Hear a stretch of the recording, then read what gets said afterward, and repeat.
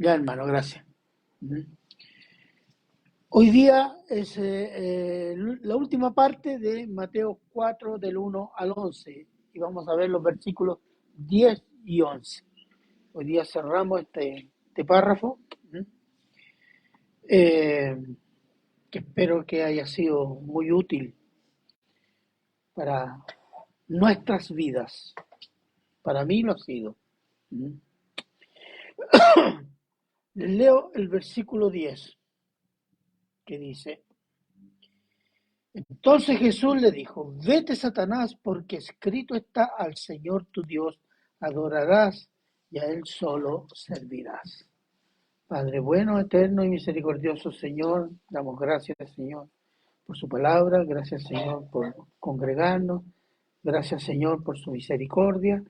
Y pedimos y rogamos que el Espíritu Santo, Señor, guíe nuestro corazón y nuestra mente en esta palabra, Señor, para entender y amar las cosas que usted nos quiere decir por medio de ella. Gracias, Padre. Bendiga a cada uno de los presentes, incluyéndome a mí, para que su palabra pueda ser expuesta con sabiduría y con honra. Gracias, Padre. Se lo agradecemos siempre en Cristo Jesús. Amén. Bien. Gracias, hermano. Versículo 10 decía: entonces Jesús le dijo: vete, Satanás. Por este pasaje, un predicador una vez dijo: Jesucristo era pentecostal. ¿Por qué? Porque está expulsando demonios. Si que era pentecostal Jesucristo. Yo dije yo, estamos mal, nosotros estamos mal. Pero es interesante lo que dice el Señor, porque comienza la respuesta con: vete, Satanás, que significa, vete significa ándate de mi presencia, rechazando la tentación más infame. ¿Cuál es? La idolatría. El contexto que dice: vete, Satanás, ¿por qué? Solo al Señor servirá. Porque lo estaba invitando a qué. Si tú te apoderaste de todo esto que yo te doy, pero tú me adoras. Y eso es idolatría. Esta vez el malo, ¿cómo le dijo la otra vez? Las otras dos: si eres hijo de Dios, convierte esta piedra en pan. Si eres hijo de Dios, tírate de aquí abajo, que la palabra escrito está y no te va a pasar nada. Esta vez no le dice eso, sino que la tentación apela directamente a la humanidad del Señor Jesús, ya no a una provocación a la naturaleza divina del Señor. Porque todas las provocaciones antes, si eres hijo de Dios, lo invitaba a actuar fuera de la voluntad y del plan de Dios. Pero esta vez no le dijo eso. No le dijo: si eres hijo de Dios, no. Estaba dirigiéndose a la humanidad de el Señor Jesús. Esta tentación busca el sometimiento directo del Señor Jesús por medio de la idolatría. Es por ello que el Señor Jesús manda diciendo: vete, Satanás, inmediatamente, aléjate, no acepto lo que me estás diciendo. Satanás, en hebreo es Satán, que significa enemigo, opositor, adversario.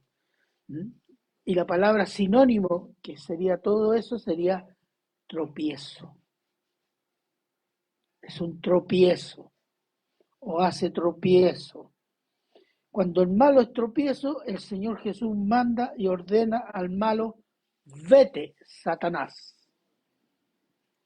¿Se acuerdan cuando lo dijo? Otra vez lo dijo. Mateo 16, 23. Si alguien puede estar ahí, por favor.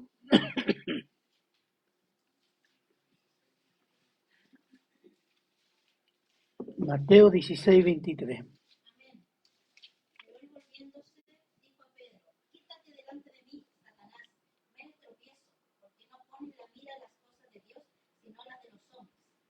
¿Se fija? ¿Por qué era tropiezo? Porque estaba incitando a Pedro a poner la mirada en las cosas de los hombres o en la forma, en el punto de vista de los hombres. Porque Pedro le había dicho a Jesús, ¿cómo vas a ir a la cruz si tú eres el Mesías? ¿Mm? Y él le dijo, no, yo tengo que ir a la cruz. Entonces, ese pensamiento de que el Mesías no podía ir a la cruz es un pensamiento humano. Y como pensamiento humano es tropiezo. Entonces le está diciendo, el que está detrás de ti es Satanás, vete Satanás, eres tropiezo. Entonces, estaba poniendo, en este caso Pedro, como decía, el punto de vista humano, razonamientos, sentimientos, intuiciones y sueños humanos. Todo eso humano es tropiezo. Es tropiezo para entender y hablar las cosas de Dios, porque se habla en forma que no se entiende, o en forma confusa, o en forma carnal. Y ese es el primer punto. El segundo punto, el mandato del Señor Jesús no está fundamentado en el poder de Cristo. No le dijo, Satanás, vete porque yo soy Jesucristo, todopoderoso, que también soy Dios. No. Está fundamentado en la palabra de Dios. Le dijo, vete Satanás porque escrito está. Y de nuevo interviene en la Biblia, la palabra de Dios. Su mandato estaba fundamentado en la palabra de Dios, que en griego sería traducido así: escrito está y no se puede cambiar. Lo que le va a decir está escrito y no se puede cambiar. ¿Qué significa esto? Que la palabra de Dios no es según las circunstancias, la conveniencia, y tampoco no es una cosa relativa según el momento, como somos muy dados nosotros. Es bueno o malo según el momento, según quién. Para Dios no existe eso. Por eso dice, escrito está y no se puede cambiar. Entonces, y esto revela el carácter inmutable de Dios. Y esa es una cosa que cuando dice, y esto no se puede cambiar, en Juan dice, no, la palabra no se puede quebrantar. La palabra no se puede violar y tú cuando la violas tienes consecuencias, juicio. Eso es lo que está diciendo. ¿Por qué? Porque Dios es inmutable. Lo que dicho, dicho está. Y así será. Sea para juicio, sea para bendición. Pero hoy día no, pues hoy día Dios es tolerante. El Dios moderno. Ese es el ídolo de los hombres de hoy. Pero esto, mire, esto no es nuevo. No es nuevo. Hubo gente que cambió la palabra de Dios desde el siglo primero, siglo segundo. Aparecieron predicadores de Cristo o teólogos que proclamaban que el Dios del Antiguo Testamento de los hebreos es malo, violento, vengativo. Ese no es Dios. Hay sectas hoy día que dicen que ese Dios, Dios no es Jehová no es Dios, porque Jehová mandó a matar niños, porque Jehová mató pueblos, porque Jehová castigó, porque ese Jehová no es amor. En cambio dicen, no es un verdadero Dios como el Dios del Nuevo Testamento, es que representa a Cristo, que es todo perdón, amor, compasión, tolerancia, nada de juicio, nada de condena, nada de infierno. ¿Qué le parece? Con ese Dios nos vamos toda esa iglesia y todos juntitos al infierno, ¿no? ¿O no? Entonces el mandato del Señor Jesús, vete Satanás, fundamentado en la Escritura, escrito está, muestra el sometimiento completo del Señor Jesús a Dios por medio de su palabra. El Señor Jesús honra a Dios por el sometimiento a su palabra. Cuando nos sometemos a su palabra, estamos honrando a Dios, hermano. Cuando estamos dudando de la palabra, estamos hablando mal de Dios. ¿Por qué? Porque la palabra representa el carácter de Dios. ¿La palabra es santa? Amén. ¿La palabra es todopoderosa? Amén. ¿La palabra es eterna? Amén. Pues todo eso es Dios. Entonces cuando decimos, no, yo creo que Dios te equivocó, estamos diciendo que Dios mentiroso. Se le olvidó, tiene mala memoria. Entonces ya no es todopoderoso. ¿Se fija? Y es muy fácil caer en eso. ¿Por qué? Por nuestros sentimientos y modo de pensar. Juan 14, 23 y 24, por favor.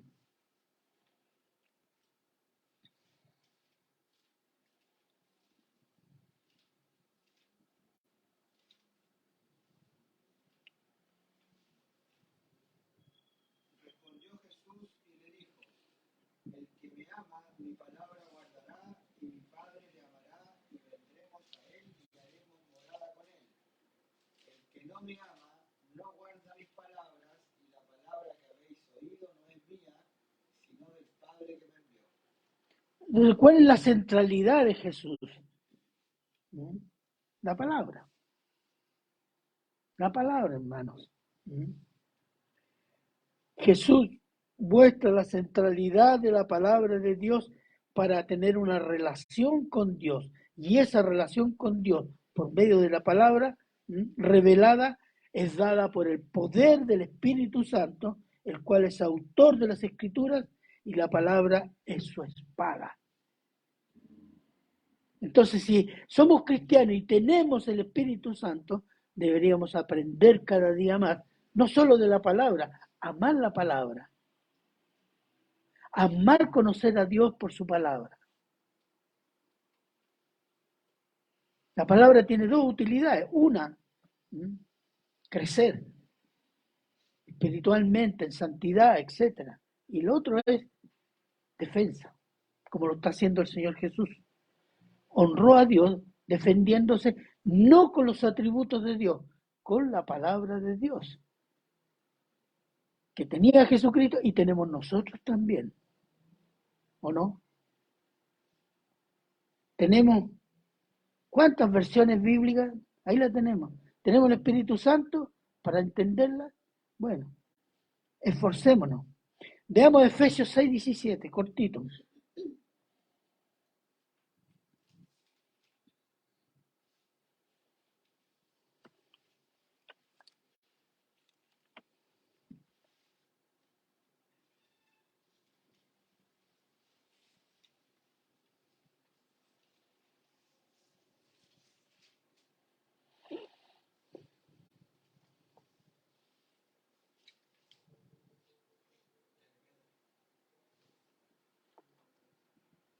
Efesios 6:17. ¿Quién puede leerlo, por favor? Y tomad el yelmo de la salvación y la espada del Espíritu, que es la palabra de Dios. ¿Qué dice? Tomad el yelmo, el casco de la salvación. ¿Para defendernos de qué? De las malas ideas, de las ideas perversas. Y después dice, y tomar la espada del Espíritu, que es la palabra de Dios. Es un arma poderosa. Entonces, ¿qué hace un soldado con un arma? Los que hicieron el servicio militar, ¿qué le enseñaron? Aparte de disparar, ¿qué más le enseñaron? ¿Ah? Defenderse. Cortar, ¿Ah? cortar, matar. Sí, pero ¿qué le enseñan del arma? No sé. Conocerla. limpiarla, mantenerla pero en un uso perfecto, inmediato, en cualquier momento. No puede permitir que en una acción se le tranque, ya murió. Entonces su arma tiene que estar aceitada, tiene que estar limpia, lista para llegar y disparar. Y usted tiene que conocerla. Cuando está teniendo problemas, aunque dispare, tiene que conocerla. Y tiene que saber disparar. Tener buena puntería, cuándo disparar, cómo disparar, en qué situaciones, etc. Eso es un arma, ¿no? Eso le enseñan en el servicio militar, ¿no? Porque le hacen desarmar el arma. Y esto va así, esto así, esto hay que limpiarlo, esto que no, esto que sí. Es exactamente igual. Escudriñe la palabra, que es su arma que nos da Dios. Conózcala. No solo repetir versículos, contexto. La clase que se hizo el semestre pasado, ¿cómo se llamaba? Hermenéutica. Eso es conocer el arma para poder usarla correctamente y eficazmente. Entonces, no, cuando dice que en la espada del Espíritu tenemos un arma espiritual y tenemos que aprender a conocerla. No solo estudiarla en sí mismo, sino también obedecerla. Porque si yo la experimento, yo sé cuál es el efecto. Y eso como que me adhiere mi alma a la palabra. Por medio de la obediencia. Entonces, el Señor Jesús honró la palabra de Dios sometiéndose a ella. 3. El Señor cita Deuteronomio 6:13 diciendo: al Señor tu Dios adorarás y a Él solo servirás. Fíjese que este es un mandato que Dios dio ¿a quién? A Israel en el desierto. Israel su pueblo, pero también a la iglesia de Cristo, de su Hijo amado. Vamos a echar una mirada al versículo Deuteronomio 6. Vamos a Deuteronomio 6, lo voy a leer yo. ¿Por qué? ¿De qué se trata precisamente? Del 10 al 14 le voy a leer, que dice así: cuando Jehová tu Dios te haya introducido en la tierra que juró a tus padres, Abraham, Isaac y Jacob, que te daría en ciudades grandes y buenas que tú no edificaste, y casas llenas de todo bien que tú no llenaste, y cisternas cavadas que tú no cavaste, viñas y olivares que no plantaste, y luego que comas y te sacies, cuídate de no olvidarte de Jehová, que te sacó de la tierra de Egipto, de casa de servidumbre. A Jehová tu Dios temerás, y a Él solo servirás, y por su nombre jurarás. No andaréis en pos de dioses ajenos, de los dioses de los pueblos que están en vuestros contornos. Fíjese, aquí hay una serie de advertencias a Israel que sería útil para nosotros. La primera: Dios se introduce a Israel en la tierra prometida, que Dios prometió ¿a quién? A los primeros padres de Israel, los mencionamos. No porque Israel lo mereciera, sino porque Él hizo una promesa a Abraham, después se la hizo a Isaac, después se la hizo a Jacob. ¿Se fija? Yo prometí eso a ellos y yo voy a cumplirla. No por el mérito de ellos, sino por el mérito de que Dios es fiel. Segundo, recibirán casas, bodegas llenas de todas las cosas necesarias, abundancia de agua, tierra ya cultivada, con viñas y olivares. nada has trabajado, nada has ganado y todo te es dado. ¿Fue así o no? Tú llegaste y este pueblo ya tenía todo y yo te lo di a ti, así, completo. ¿Porque lo merecía? No, porque Dios es fiel. Tercero, una vez que estés saciado y acomodado, no olvides a Jehová Dios, que te sacó de la esclavitud en Egipto. Porque ¿cuál iba a ser la tendencia? Que poco a poco Israel se iba a ir olvidando. Pero le dio una advertencia, no te olvides. ¿Por qué? Porque aquí viene el mandato. Cuarto, a Dios temerás, que significa a Dios te humillarás, a Dios adorarás,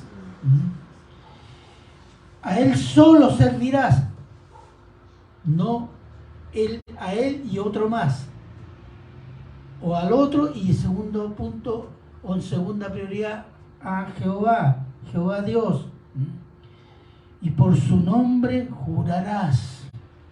¿A qué se refiere esto? A jurar, a comprometerse en algo. Eso significa. Y jurar por Dios es asegurar que lo que está diciendo o lo que está prometiendo es verdad de las verdades y se autocompromete a cumplir el dicho ante Dios. Y al no cumplimiento de esa promesa, ese juramento, está violando el carácter de Dios. Porque el carácter de Dios, ¿cuál es? Fiel. Y cumple sus promesas. Y si yo lo digo en nombre de Dios y no cumpla, ¿a quién estoy denigrando? A Dios. Y eso era mérito de juicio en Israel. Quinto, no seguiréis a los dioses de los pueblos de la tierra de Canaán. En definitiva, es un mandato contra la idolatría, en base a que Dios les ha dado todo sin merecerlo, sino por su carácter fiel a su promesa a los padres, lo cual hace que Dios es el único merecedor de adoración y servicio. ¿Por qué? Porque Él es fiel en cumplir lo prometido. Y esa es una cosa que a veces se nos olvida. Parece que a veces nosotros tenemos expectativas medias equivocadas. Es que yo no quiero estar así, no quiero ser pobre, no quiero estar mal, no quiero estar en conflicto, no quiero estar así. Pero no acuden a Dios. Y Dios no le prometió que no iba a tener problemas. Jesús le prometió la paz con Dios. Eso sí. No le prometió la paz con el mundo. Porque el mundo va a estar en guerra con usted porque estuvo en guerra contra Cristo.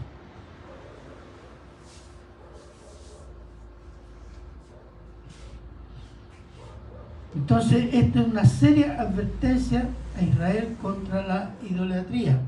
Con consecuencias, miren lo que dice el versículo 15. Porque el Dios celoso, ¿qué significa Dios celoso? Dios celoso significa, es uno que exige exclusividad. ¿Qué dice? Solo a Él servirás. A Jehová adorarás y solo a Él servirás. Dios exige exclusividad, hermanos, prioridad sobre todas sus prioridades. Y cuando decimos, amarás a Dios con todo tu corazón, con toda fuerza, con toda tu mente, y este es el primer mandamiento. Amar a Dios significa obedecerlo, someterse. Esa es la prioridad que exige Dios. ¿Y Jesucristo qué dijo? Exigió lo mismo. Jesús no dijo yo y otro más, en ninguna parte. Y todo lo que dijo ordenó a los discípulos fue mandamiento. ¿Qué significa? Un imperativo. Los reyes dan imperativos.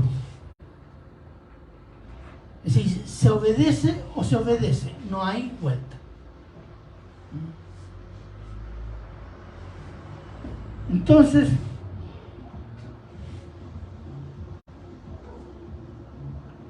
si dice, se incendie, se inflame la ira de Dios y te destruya en la tierra que Dios te dio. Fíjese que a veces Dios es más estricto con los que saben quién es Dios. Porque cometer pecado a sabiendas es realmente una ofensa, pero capital, diría, contra Dios. El que ofende a Dios y no tiene idea que está ofendiendo, recibirá castigo, obviamente. Pero el que sabe que eso ofende a Dios y lo hace a propósito,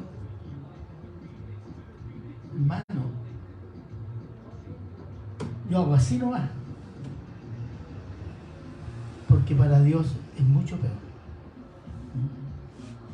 Entonces, el juicio, porque la criatura hecha la imagen y semejanza de Dios adora y sirve a ídolos que no hablan, que no oyen, no caminan, y el hombre se hace esclavo de ellos, cargándolos, vistiéndolos, adorándolos, besándolos.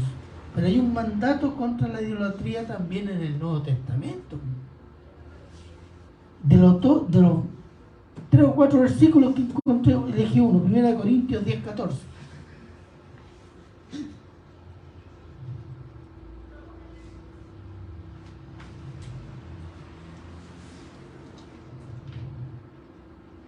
¿Qué dice? Por tanto, amados míos, huid de la idolatría. No dice eviten la idolatría, huyan, arranquen, para que entiendan la gravedad de ese asunto. No se sienten, porque a veces, déjeme decirle algo, a veces contemplamos la posibilidad y será de Dios, o será esa cosa que se mueve, representa a Dios, o viene de Dios, cuando las vírgenes, los monos de yeso de virgen lagrimean, o cuando un santo ahí que lo tocan y se sana la gente, y parece que se movió y movió los ojitos, el mono de yeso, de madera. Fíjese que eso es idolatría. ¿Cuál es el segundo mandamiento de Dios? No te harás de imagen de Dios de ninguna manera, de lo que está en el cielo, lo que está en la tierra, ni debajo del agua. Figura de animales. No te lo harás. ¿Por qué? Porque el hombre a veces cuando se sienta a contemplar esa posibilidad, mira, está cayendo en la idolatría. ¿Por qué? Porque el corazón es una fábrica, el corazón humano es una fábrica de ídolos. Lo dijo Calvino, no lo digo yo, por si acaso. Y es verdad. ¿Sabe qué cosas nos transforman en idólatras? Las cosas que nos dan seguridad y placer. Por ejemplo, si a mí el dinero me da seguridad, o abiertamente o encubiertamente, yo voy a cultivar cosas que me den dinero. En nombre de Dios voy a hacer esto para tener dinero. ¿O no? Cosas que nos dan seguridad. Mi esposo o mi esposa, o que mis hijos hagan esto, o que tener esto, o practicar esto otro, que me da la sensación de que estoy bien. Y esas cosas se transforman en un ídolo. Ya no está Dios. Ya no buscamos a Dios. ¿Por qué? Porque esto me da seguridad. Y pueden ser muchas cosas. Y el otro aspecto es el placer. Puede ser el placer sexual, el placer de la comida, el placer de fumar porro, lo que sea.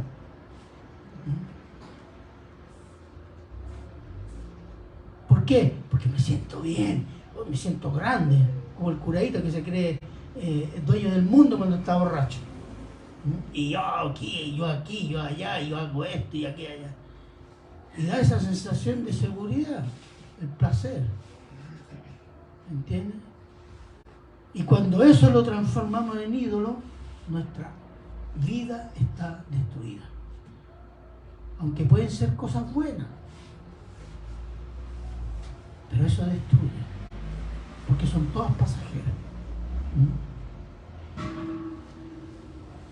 Y además, ¿sabe qué cosa? El diablo lo sabe.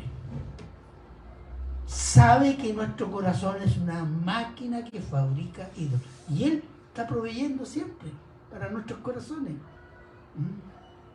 Ah, a este le gusta esto, mira, se lo vamos a poner aquí, la vamos a hacer aparecer allá, y ahí uno anda viendo. Ah, el Señor me quiere probar. ¿O no?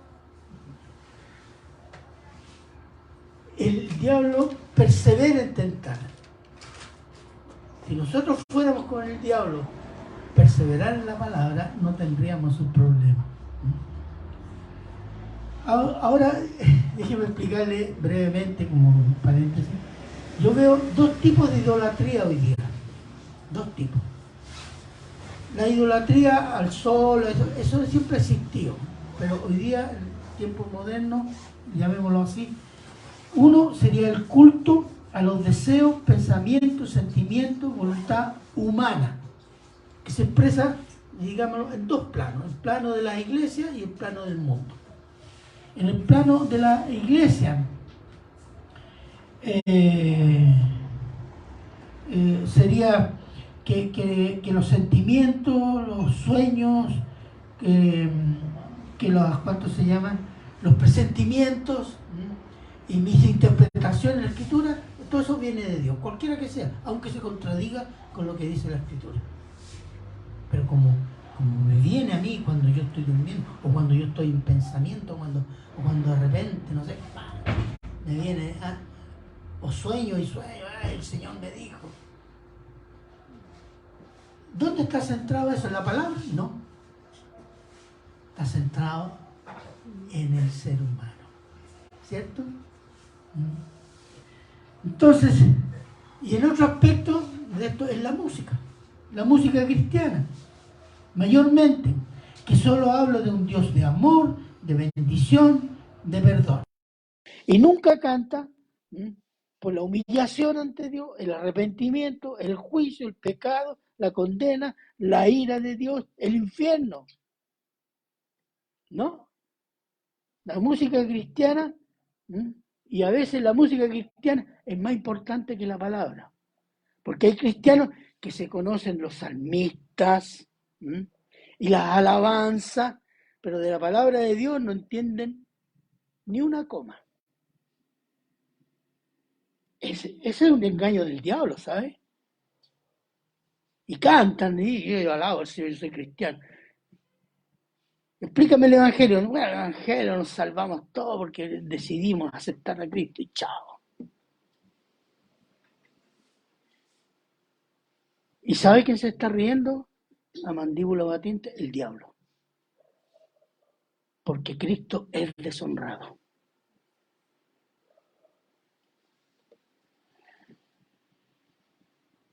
Es un Dios fabricado a los deseos del hombre. Ya no es el hombre a la semejanza de Dios, sino un Dios a la semejanza del hombre caído. Eso es lo que existe hoy en las iglesias. Y en el mundo, la idea de que el hombre decide su propio destino y evolución, eso está presente hoy día. Y muy presente. El hombre puede decidir su propia sexualidad. Si es hombre, puede ser mujer. Si es mujer, puede decidir ser hombre. Sin importar la biología, no. Lo importante es lo que tú decides y sientes. Con solo decidirlo y desearlo.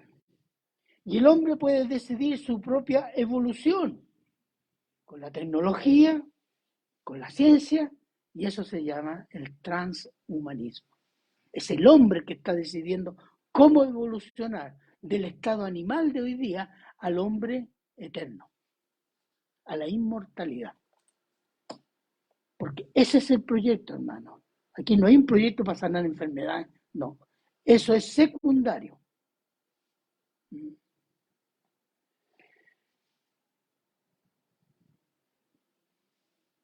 Y esta inmortalidad por medio de la ciencia y la tecnología. Bueno, el segundo tipo de idolatría es precisamente la ciencia y la tecnología. Se ha transformado, digamos, en casi Dios todopoderoso. La ciencia y el científico o el tecnólogo. Entonces la ciencia la introducen en los medios de comunicación, en las investigaciones astronómicas, en los tratamientos de enfermedades, en la educación formal, en la cultura popular, en la economía diaria. Hoy día yo vi el otro día un caballero que se subió, un joven, que se subió al bus, sacó el celular y ¡plum! Marcó y se entró. Ay, dice que bacano el celular, ¿de dónde compró el celular? Todopoderoso. Y eso lo hace más moral, más acepto para Dios. Pero nos creemos poderosos, porque vamos a tener de aquí a 50, 100 años un hombre que por medio de la ciencia y la tecnología va a eliminar muchas enfermedades, porque se van a hacer trasplantes de órganos. Hoy día el ser humano puede crear órganos humanos. Entonces estamos jugando ¿a qué? A ser Dios. Yo decido cómo evolucionar y a dónde evolucionar. Eso es lo que se está haciendo. Y entonces se está adorando la tecnología porque eso me hace sentirme y ser poderoso. Fíjate, está todo centrado en el hombre. Y todo eso ha expulsado a Dios.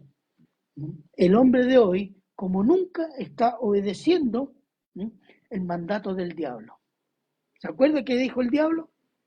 Si desobedecieres a Dios, seréis como Dios. Dijo el diablo. Y ellos desobedecieron. Y ahí vinieron los problemas.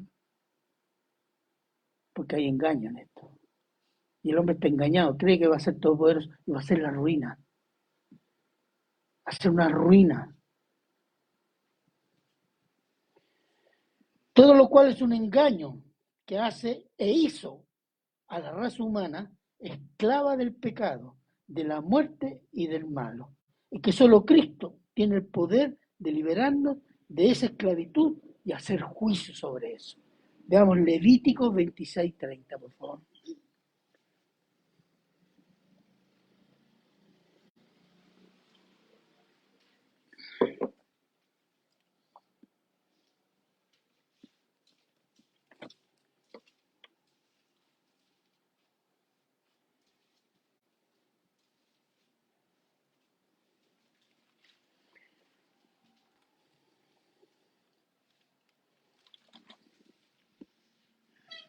¿Quién lo tiene, por favor? Levítico 26:30.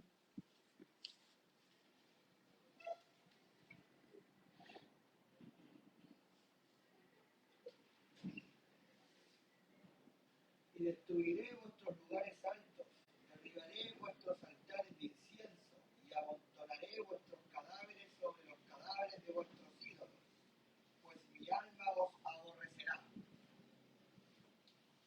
Si Dios le promete eso a Israel, que es su pueblo, ¿qué será del mundo?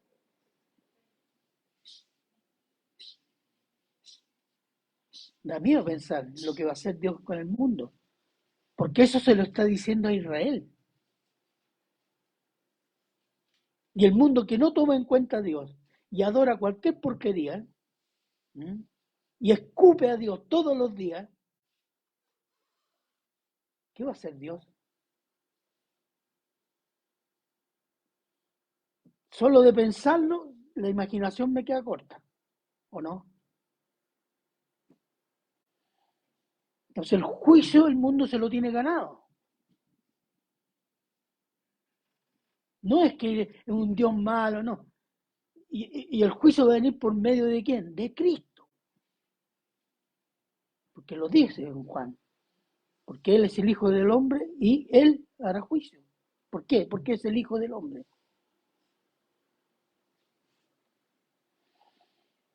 Entonces, esa es la gravedad de la idolatría. Cuando el Señor Jesús le dice, y recordando Deuteronomio 6:3, solo a Dios adorarás y a Él solo servirás. Es tan válido para Israel como para la iglesia de hoy. Versículo 11. Y dice, el diablo entonces le dejó y aquí vinieron ángeles y le servían. No digamos que el diablo le dejó para siempre, no. El diablo le dejó por ese momento. Porque el diablo estuvo interviniendo durante toda la vida del Señor Jesús y durante todo su ministerio. Acuérdense que inspiró a Herodes a matar todos los niños. Para ver si podía matar a ese que decía que era rey. Entonces hubo una batalla para el diablo por matar a Jesucristo, hecho hombre. El Dios hecho hombre. Y quiero mostrarles solo dos versículos. Marcos 1:24.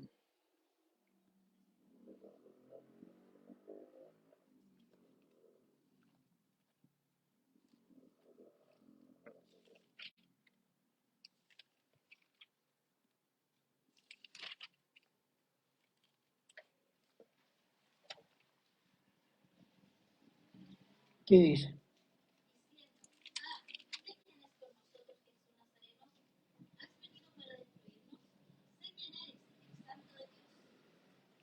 Los demonios se hacían presentes para provocarlo. Y no fue una vez, fueron varias veces. Pero otra forma de tentarlo la podemos encontrar en Mateo, la leo yo, 27, del 39 al 43. Y está hablando de cuando Jesucristo estaba en la cruz, ya crucificado.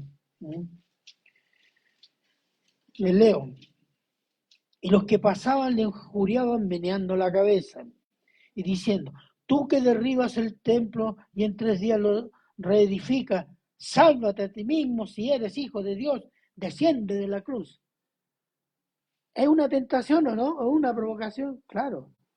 ¿Por qué? Se bajaba de la cruz y se acababa la redención, se acababa el plan de Dios, ¿o no? ¿Qué más dice?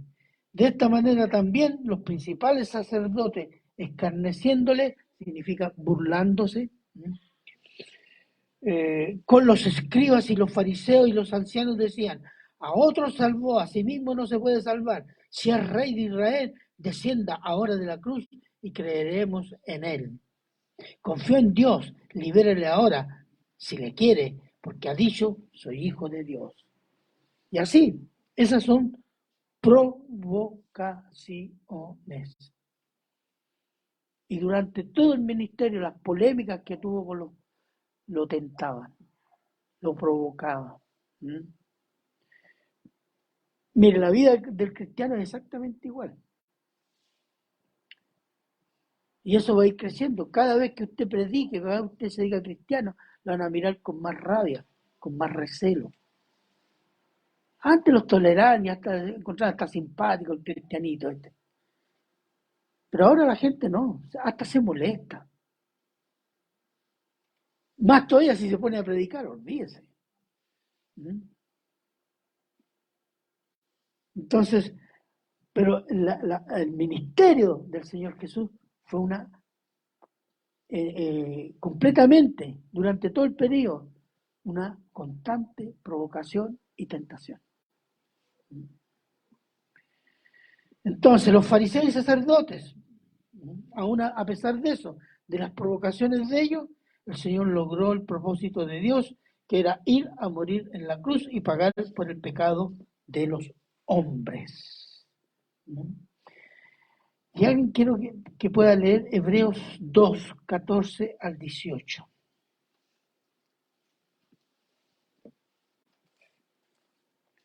Al 18.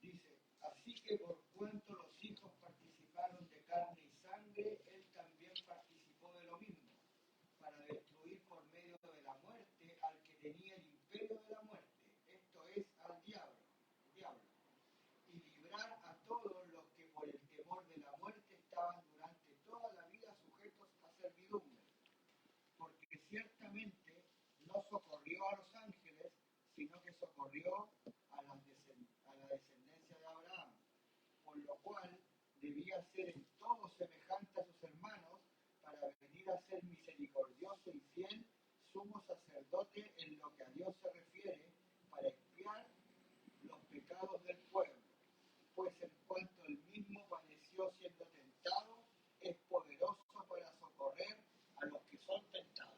Amén. ¿Se fija? El Señor Jesús en su humanidad sintió y experimentó las debilidades de la naturaleza humana, pero no sintió el deseo de pecar o de caer en el pecado por su santidad, impecabilidad que se llama. Entonces, Él puede compadecerse de nosotros. ¿Qué significa compadecerse? Significa, y aquí lo tengo anotado, acompañar en el padecimiento. Jesús nos acompaña en el padecimiento porque Él sabe, entiende, porque Él también lo experimenta, lo que estamos experimentando cuando somos tentados, cuando sufrimos. Sabe que nuestra carne es débil, porque Él sintió la debilidad de la carne.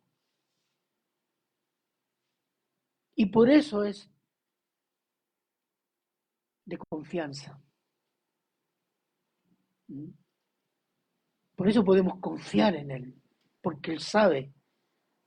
Pero Él también sabe lo que nos ha sido dado, el Espíritu Santo y la palabra, que fueron las cosas que Él usó para hacer su ministerio. Entonces, el Espíritu Santo, que nos insta en todas circunstancias a someternos a Dios por medio de su palabra para resistir al tentador, siguiendo el modelo del Señor Jesús. Santiago 4:7. Santiago 4:7.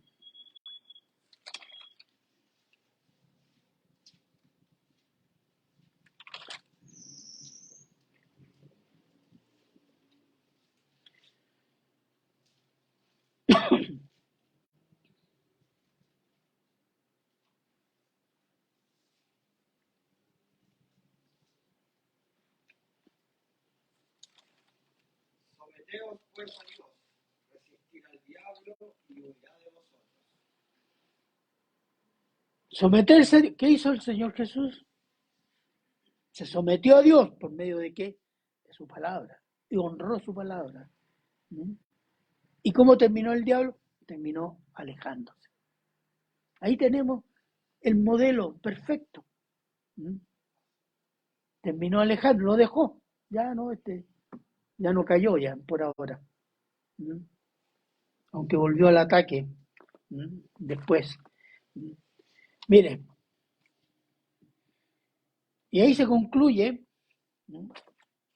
perdonando la expresión,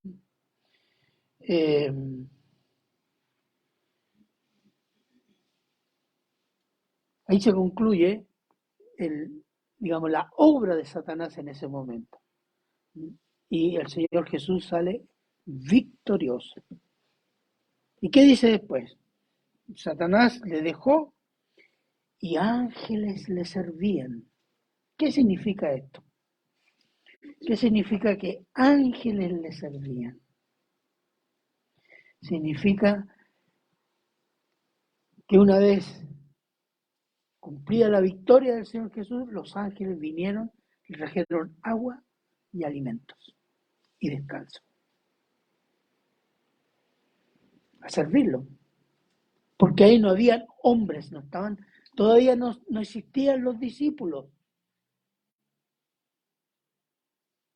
Entonces, ¿quién lo vino a servir? Los ángeles de Dios. Después de la victoria, al momento que terminan todas las tentaciones y el Señor salió victorioso. Los ángeles de Dios participan en la obra de Dios. Ángeles entregaron la ley a Moisés. Un ángel avisó a María, nacimiento de Jesús. Un ángel avisó a José de quién era el niño que tenía María. Un ángel avisó a José que lo sacara porque Herodes quería matarlo. Ángeles lo servían y ángeles, ejércitos de ángeles van a venir con el Señor Jesús en su segunda venida. Ángeles y el ejército de los salvos vienen con el Señor Jesús como Rey, Juez y Señor. Entonces, veamos Hebreos 1, 13, 14.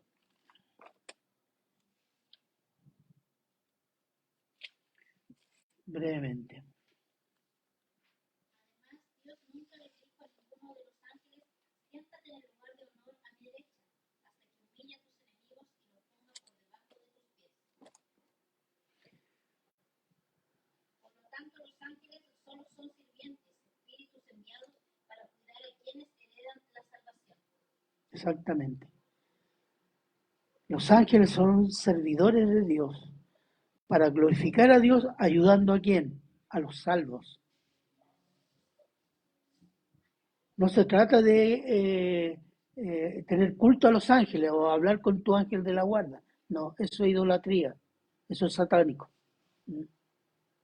Es Dios que decide cuándo y cómo. Pero Dios dice, esto está para en las circunstancias que yo decía, ayudarlo a usted. Y a lo mejor, ¿cuántos ángeles han intervenido en la vida de cada uno de nosotros y nosotros no tenemos idea? Yo creo que muchas veces, debido a nuestras imprudencias. Entonces, para concluir, el Señor Jesús, en la primera tentación, que la primera tentación se refiere a los deseos de la carne. Él vence citando las Escrituras. Y en ese sentido es una victoria personal, mostrando su santidad. La segunda tentación es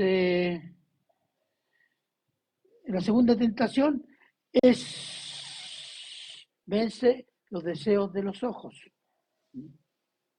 Los deseos de los ojos. El Señor se mantuvo fiel a la adoración y servicio a Dios y a sus propósitos. No fuera de tiempo. No te tires del templo. No hagas eso. Y no lo hizo.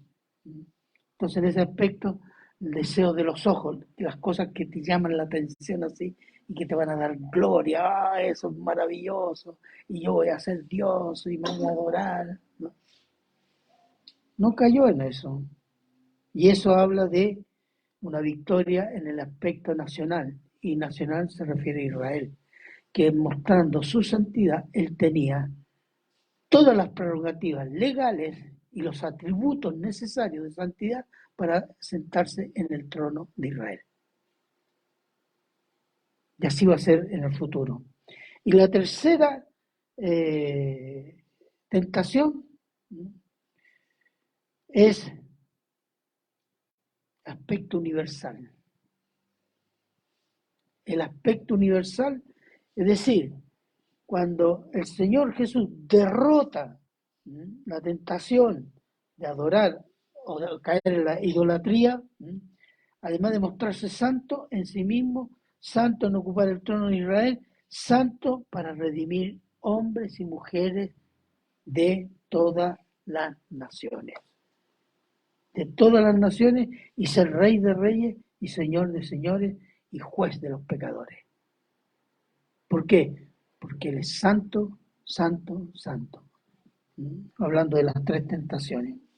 Su vida santa y su muerte y resurrección son su obra por la cual somos salvados por fe.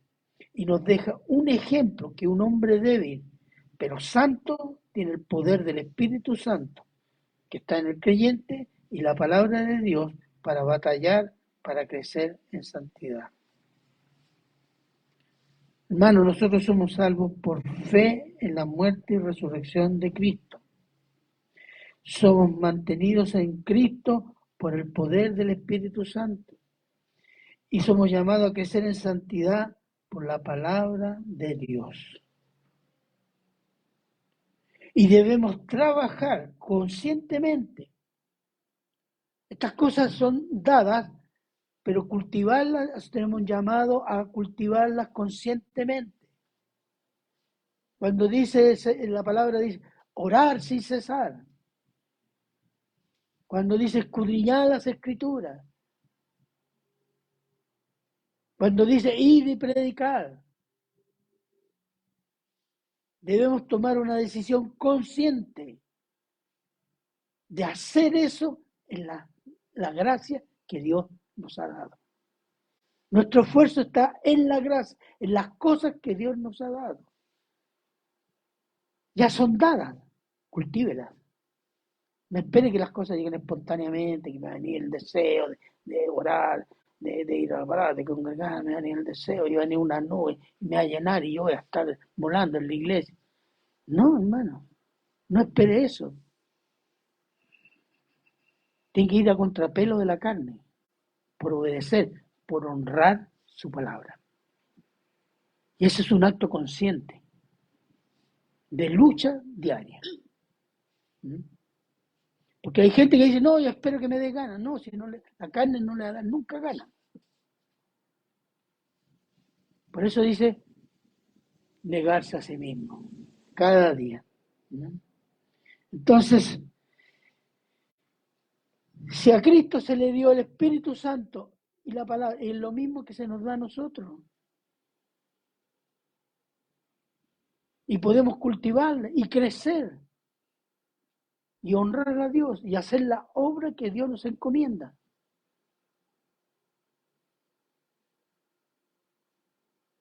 Entonces, no es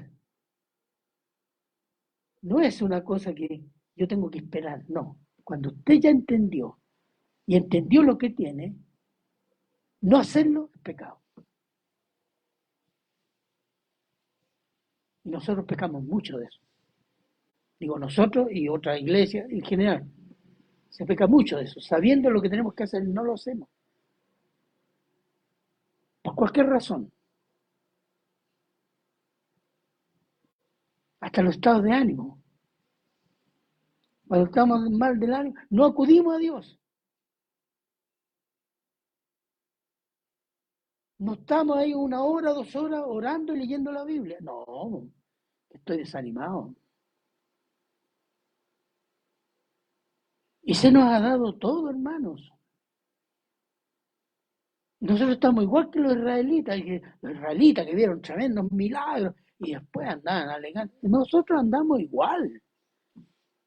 Hemos entendido todo lo que nos ha dado el Señor y a veces andamos quejándonos con el Señor. O nos amurramos y decimos, no hago nada, ando desanimado. Somos exactamente igual. Pero el Señor nos ha dado todo por medio de Jesucristo. Y este episodio de la tentación, que Jesucristo lo afrenta como hombre, nos muestra cómo tenemos que hacerlo.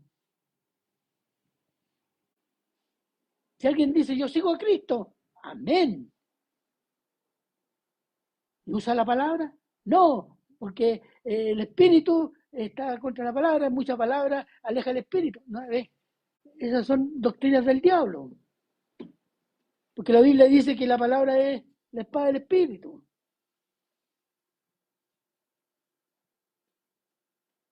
Entonces, aprenda a usar su espada.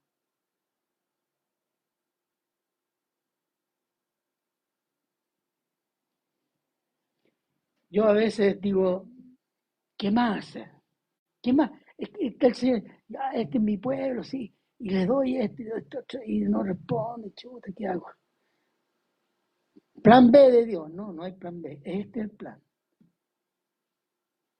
no hay plan B. Y vamos a hacer, se nos va a pedir cuenta de eso, de todo lo que se nos ha dado, porque se nos han dado las cosas de Dios. Y Dios va a pedir cuenta de lo que Él nos ha dado por medio de Cristo. Cada uno dará sus cuentas. Yo las mías, ustedes las suyas. Pero piénselo, vamos a dar cuenta ante el Dios Todopoderoso, hermano.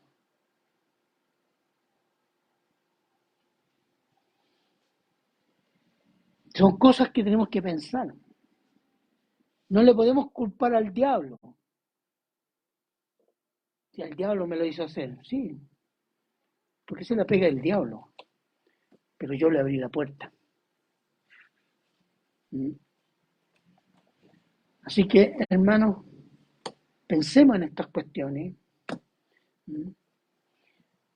Por los tiempos que vienen, que son duros, peligrosos, brutales. Fortalecernos en el Señor con su palabra. Conocerlo, amarlo. Amarlo profundamente. Tenemos que todos nosotros, todos digo, incluyéndome, crecer en eso, hermano. Bien, oremos. Padre bueno, eterno y misericordioso Señor, damos gracias, Señor, por este pasaje de las tentaciones, Señor Jesús. Como usted, Señor, el Espíritu Santo, ha puesto este pasaje para enseñarnos cómo obrar con su palabra, Señor. Ayúdenos a tener esa sabiduría, Señor, para amar, estudiar, obedecer y practicar su palabra, Señor. Gracias, Padre, por tanta bendición, Señor, inmerecida. Gracias, Padre. Se lo agradecemos siempre en Cristo Jesús. Amén, hermano. Hermano Ricardo.